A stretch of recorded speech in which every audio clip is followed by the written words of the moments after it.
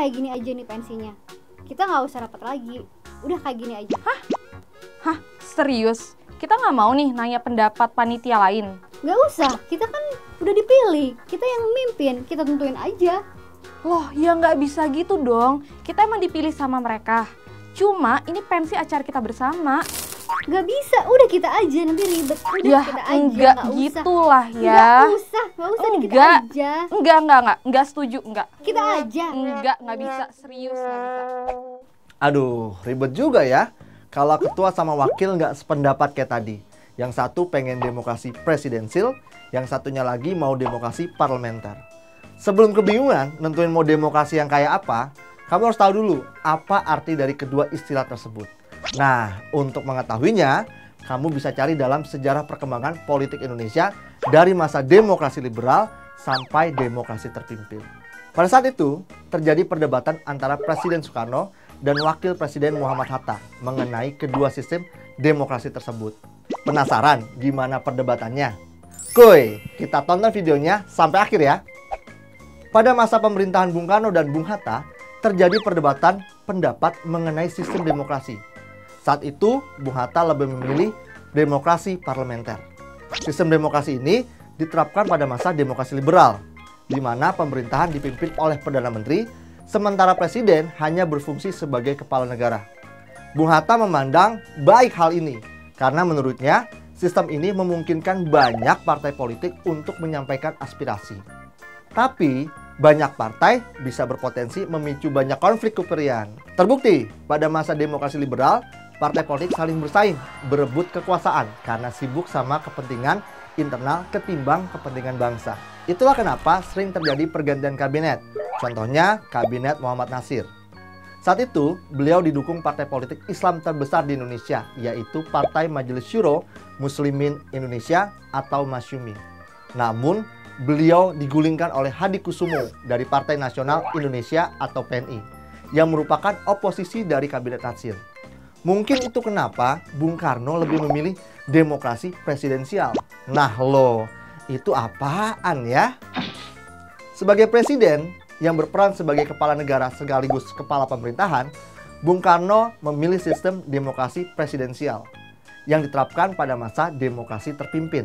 Menurutnya, sistem demokrasi ini membuat arah pemerintahan lebih terpandu. Tapi, sistem demokrasi presidensial ini membuat peran presiden menjadi otoriter. Contohnya, sikap otoriter Bung Karno dalam membubarkan Badan Konstituante dan DPR hasil pemilu 1955. Serta keputusan mengangkat Bung Karno sebagai presiden seumur hidup pada tanggal 18 Mei 1963 melalui sidang MPRS. Jelas, Bung Hatta merasa nggak sepemikiran lagi sama Bung Karno. Waduh, terus gimana dong? Mereka ribut nggak? Tenang. Bung Karno dan Bung Hatta nggak ribut alias berantem kok. Ingat, mereka hanya beda pendapat aja. Itu wajar. Jadi gini, Bung Hatta tuh nggak setuju sama pilihan Bung Karno karena mengacu pada ajaran nasionalis agama komunis atau Nasakom. Ajaran ini membuat pemerintah Republik Indonesia bekerja sama dengan Partai Komunis Indonesia. Saking nggak setujunya, Bung Hatta sampai mundur dari jabatan Wakil Presiden Republik Indonesia pada 1 Desember 1956. Beliau pun pindah dari Istana Wakil Presiden di Merdeka Selatan ke Jalan Diponegoro nomor 57. Kemudian, beliau melanjutkan karir mengajar di Universitas Gadjah Mada dan beberapa kampus lainnya. Kriperian, mungkin itu kenapa pada 5 Juli 1959, demokrasi liberal yang didukung Bung Hatta akhirnya runtuh. Dan Indonesia pun memasuki masa demokrasi terpimpin dengan sistem demokrasi presidensial.